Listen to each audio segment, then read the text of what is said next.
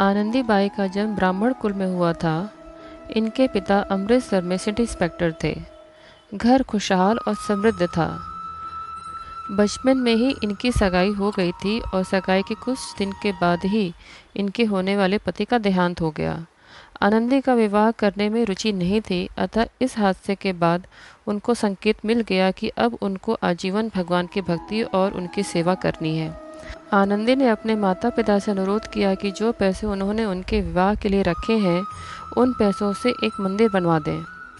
Anandi by की शादी में अब रुचि नहीं है, यह देखते हुए उनके माता पिता ने उनके लिए एक मंदिर बनवाया जिसमें श्री आनंद वल्लभ और श्री राधा रानी की मूर्ति की स्थापना की।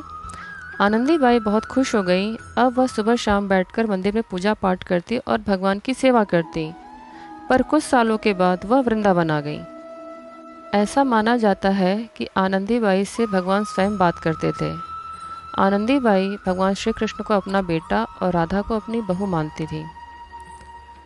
आनंदी बाई उनके पसंद के पकवान बनाती थी और उनके पसंद के वस्त्र उनको पहनाती थी।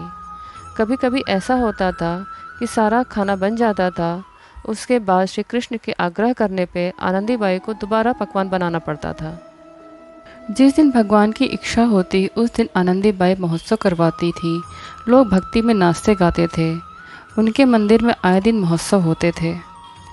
जैसे एक माँ अपने बच्चे की सभी इच्छाएं पूरी करती है और उनकी हर जिद पूरी करती है, वैसे माता आनंदी बाई अपने लल्ला के लिए करती थी।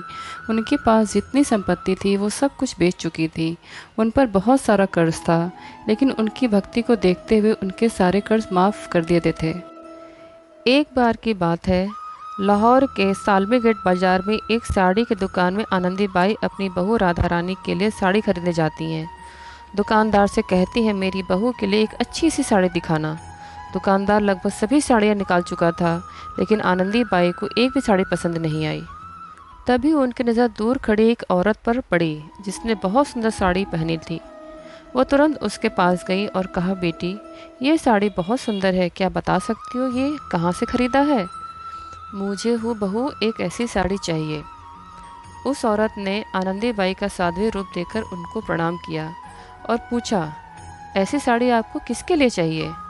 आनंदी बाई ने कहा, मेरी बहू राधा रानी के लिए। ये बात सुनते ही उस औरत ने कहा, बहू के प्रति इतना प्रेम आज तक किसी सास के अंदर नहीं देखा। आनंदी बाई ने बताया कि वो श्री कृष्ण को अपना बेटा और राधा को अपनी बहू मानती हैं। उस औरत ने उनके भक्ति भाव को प्रणाम किया और कहा, माता, मैं एक वैश्या हूँ, आप मुझे घर का पता दीजिए, ऐसी हूबहू साड़ी मैं आपकी बहू के लिए भिजवा दूंगी।